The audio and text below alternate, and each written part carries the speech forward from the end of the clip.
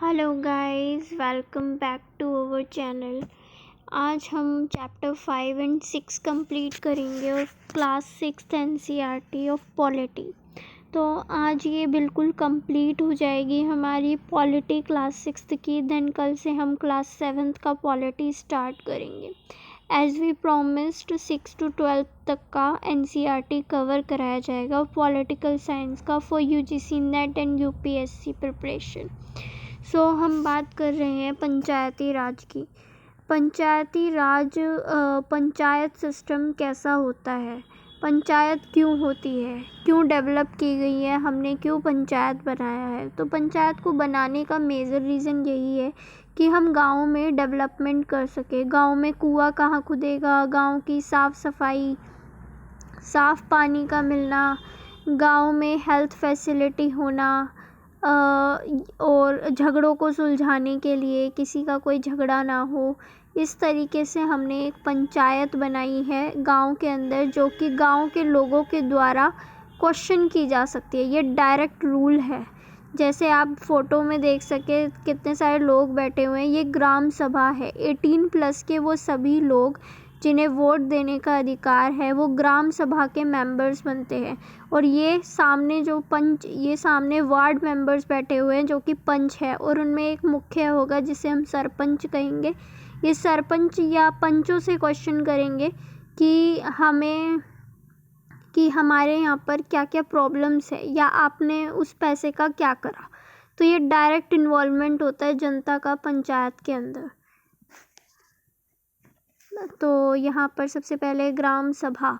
I guess you understood. सभा के अंदर 18+ के सभी मेंबर्स को ग्राम सभा का मेंबर माना जाता है और वो डायरेक्ट क्वेश्चन कर सकते हैं अपने पंच से।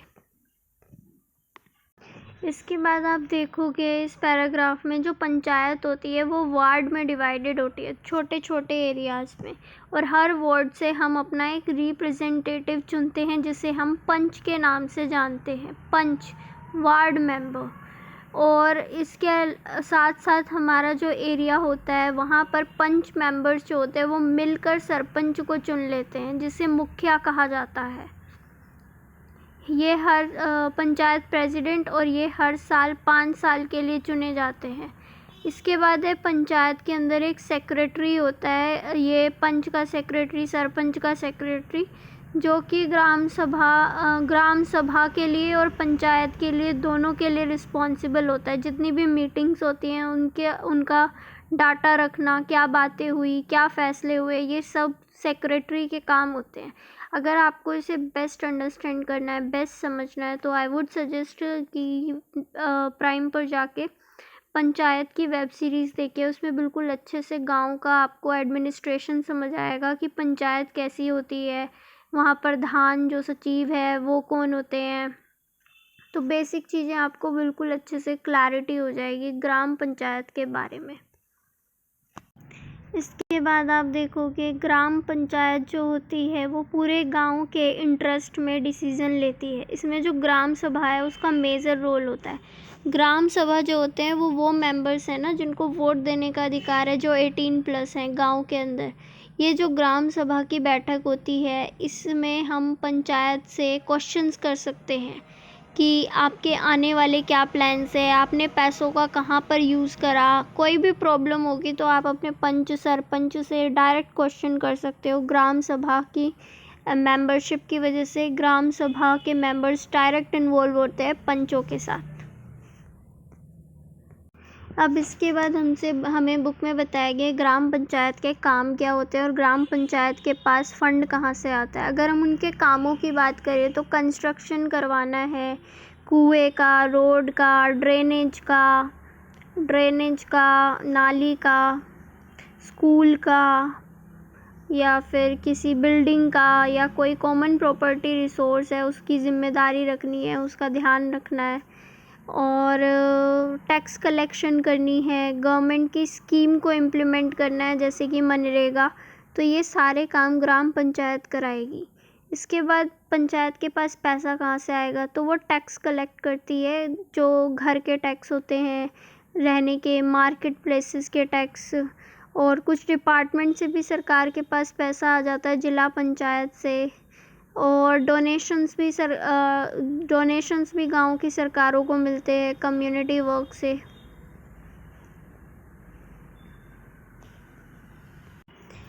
इसके बाद हमको देखना है कि हमारी जो पंचायत है वो 3 टायर सिस्टम होता है, 3 टियर सिस्टम। जैसे कि जो सबसे पहले है, सबसे निचले लेवल पर वो ग्राम पंचायत होती है। जैसा कि हमने अपने 7th चैप्टर में शहरी लेवल पर देखा था कि किस तरीके के सिस्टम होते हैं, म्युनिसिपल कॉरपोरेशन, नगर निगम, नगर पालिका और नगर पंचायत 3 लेवल थे। उसी तरीके से 3 लेवल आपको गांव में भी देखने को मिलेंगे। सबसे निचले लेवल पर होती है हमारी ग्राम पंचायत, सबसे निचला लेवल है। देन बीच के लेवल का ब्लॉक लेवल कहा जाता है, ब्लॉक लेवल। एंड देन जो सबसे ऊपर का लेवल होता है उसे हम बोलते हैं जिला काउंसिल, डिस्ट्रिक्ट काउंसिल और डिस्ट्रिक्ट कमेटी। 3 लेवल होते हैं। बीच के लेवल से छूट दी गई है उन गाँव को जहाँ पे पॉपुलेशन 20 लाख से कम है। वहाँ पर बीच का लेवल बनाने की कोई ज़रूरत नहीं है, वहाँ पर डायरेक्ट 2 लेवल से काम चल जाएगा। तो अब हम देखते हैं जो बीच का लेवल होता है उसके अंदर कई सारे गांव आते हैं निचले लेवल के। ये निगरानी रखने का काम करते हैं निचले लेवल पर। सेम डिस्ट्रिक्ट वाला निगरानी रखता है नीचे के लेवल पर, यहाँ पर पैसा वगैरह देगा और आगे पहुँचाएगा डिस्ट्रिक्ट वाला। मतलब ये तीनों एक दूसरे से जुड़े हुए हैं, बट डायरेक्ट चुनाव निचले लेवल पर है। यहाँ पर रिप्रेजेंटेटिव आते हैं चुनकर, BDO ऑफिसर्स या MP अपनी तरफ से रिप्रेजेंटेटिव्स भेज देते हैं। बीच के लेवल पर, डिस्ट्रिक्ट लेवल पर IAS अधिकारी वगैरह होते हैं जो इम्प्लीमेंट कराने का काम करते हैं। आई होप क्लियर हुआ होगा। सेम जैसा आपको शहरों में देखने को मिला था ना, सेम है यहाँ पर भी। जो सबसे ऊपरी लेवल हमने देखा वहाँ पर IAS ऑफिसर ही होते हैं, जैसा कि हमने शहरों में देखा था कि जो नगर निगम होती है वहाँ पर काम कराने के लिए कमिश्नर होगा जो सारे काम की देखरेख करेगा, एडमिनिस्ट्रेशन वर्क करेगा, इन चुने हुए रिप्रेजेंटेटिव की तरफ से इम्प्लीमेंटेशन करने का काम करेगा। सेम यहाँ पर होता है डिस्ट्रिक्ट लेवल पर, पूरे डिस्ट्रिक्ट का ध्यान रखना होता है, इसलिए डिस्ट्रिक्ट मजिस्ट्रेट होगा, DM होगा, IAS होगा जो पूरे डिस्ट्रिक्ट का ध्यान रखेगा और वही आगे फंडिंग वगैरह देगा बीच के लेवल पर जो नीचे पहुँचेंगी। बाकी आप इसको और बेटर समझना चाहते हो तो I would definitely recommend to watch Panchayat series. वहाँ पर भी ये सीन दिखाया गया है किस तरीके से DM कंट्रोल करता है ग्राम पंचायत को जो उनके अंदर गांव आते हैं। यहाँ पर हमारा 5th चैप्टर ख़त्म होता है, that is panchayati raj. Now let's move to the other chapter that is rural administration. किस तरीके से गांव का प्रशासन चलाया जाता है, गांव में अगर झगड़े हो जाते हैं तो कैसे सॉल्व किए जाते हैं, प्रॉपर्टी के इश्यूज़ कैसे देखे जाते हैं। तो आप देख सकते हो पूरे भारत में 6 लाख से भी ज़्यादा गांव हैं।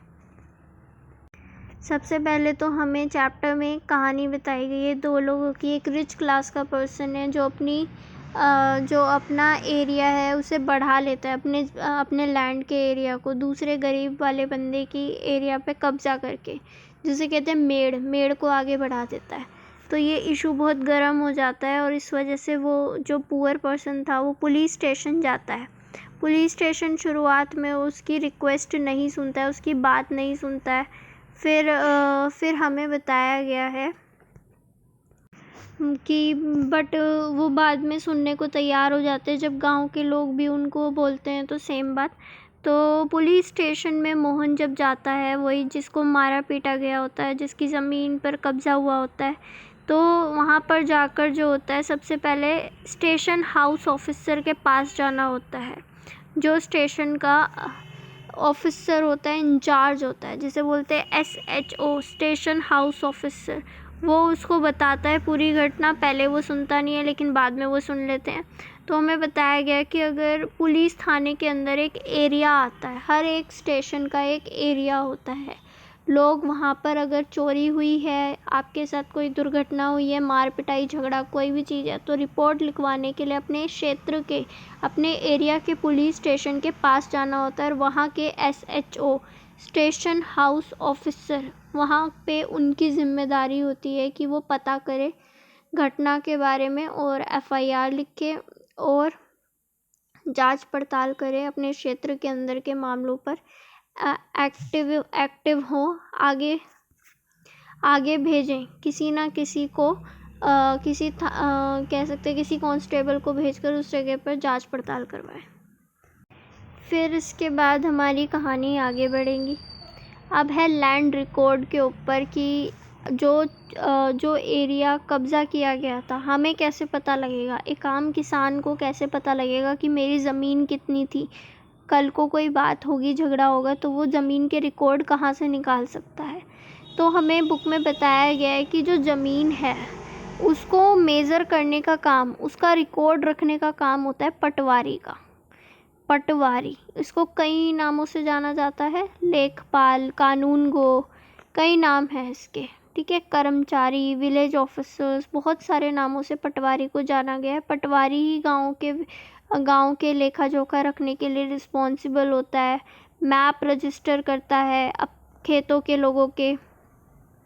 फिर बताया गया कि पटवारी जो होता है उसको खेत मापने के लिए कई तरीके होते हैं। इनमें से एक तरीका होता है चेन वाला, एक लंबी चेन से वो ज़मीन को नापता है, जिसे हम ज़रीब भी कहते हैं, ज़रीब।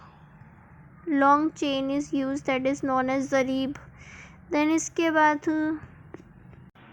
बताया गया कि जो पटवारी होता है उसके पास ज़मीन का लेखा होता है कि किस चीज़ की खेती की जा रही है इस ज़मीन पर किस चीज़ की खेती की जाती है, और भूमि जो ज़मीन है उस पर टैक्स इकट्ठा करने का काम पटवारी का होता है।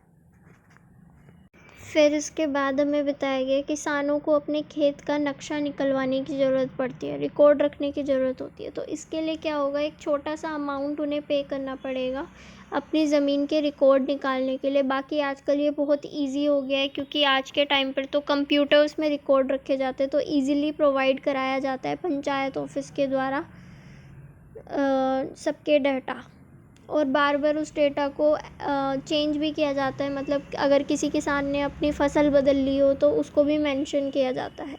तो इस तरीके से हम रिकॉर्ड को आसानी से प्राप्त कर सकते हैं।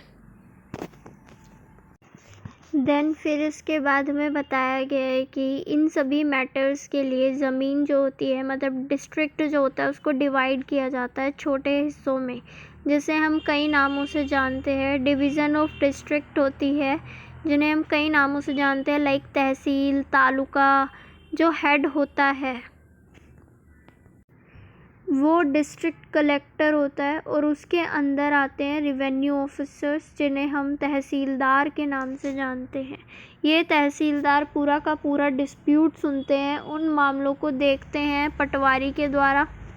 पटवारी को ये जिम्मेदारी होती है कि वो लैंड डिस्प्यूट समझे, देखे, और फिर ऊपर इनके ऑफिसर होता है तहसीलदार, उसको बताए। जो पटवारी होता है उसका काम तो था ही ज़मीन का रिकॉर्ड रखना, साथ साथ टैक्स इकट्ठा करते रहना, और किसान जो है उनको इजीली अपने रिकॉर्ड इजीली मिल पाए। जो स्टूडेंट्स होते हैं उनके लिए कास्ट सर्टिफिकेट बनवाना, ये भी यहीं पर होता है, यही जारी करते हैं। तो तहसीलदार जो होता है उसके दफ्तर में ज़मीन से जुड़े विवाद सुने जाते हैं। तहसीलदार ऊपर होता है पटवारी के। तो आई होप आपको ये समझ आया होगा। तो यहाँ पर हमारा पूरा चैप्टर ख़त्म होता है रूरल एडमिनिस्ट्रेशन पे। बस एक लास्ट बात की हमारी बुक में मेंशन है 2005 का कानून, हिंदू एक्ट, हिंदू का new law, Hindu succession act, जिसमें बताया गया है कि जो फीमेल्स की विश होती हैं कि उनके पास प्रॉपर्टी में हिस्सा नहीं होता। अब बताया गया है कि हर लड़की को अपने गांव की प्रॉपर्टी हो, शहर की प्रॉपर्टी हो, कोई भी प्रॉपर्टी हो, फैमिली प्रॉपर्टी जो है उस पे हक दिया गया है। जो वाइफ है उनका, जो बेटी है उनका, बेटे का, सबका हक होगा। प्रॉपर्टी से एनओसी लेनी पड़ती है, मतलब बेटियों से no objection certificate, so that कि अगर उनको प्रॉपर्टी नहीं चाहिए, भाइयों के नाम रखना चाहती हैं तो इट्स ओके। बाकी वुमेन्स को पूरा पूरा हक है अब अपनी खुद की प्रॉपर्टी ऑन करने का। लाइक हमें बुक में बताया गया, I want a place of my own not dowry, जैसे लड़कियां इच्छा रखती हैं अपने घर की, तो उसे बताया गया 2005 के कानून के द्वारा, sir Hindu succession act 2005। So I hope आपको ये पूरा चैप्टर समझ आया होगा।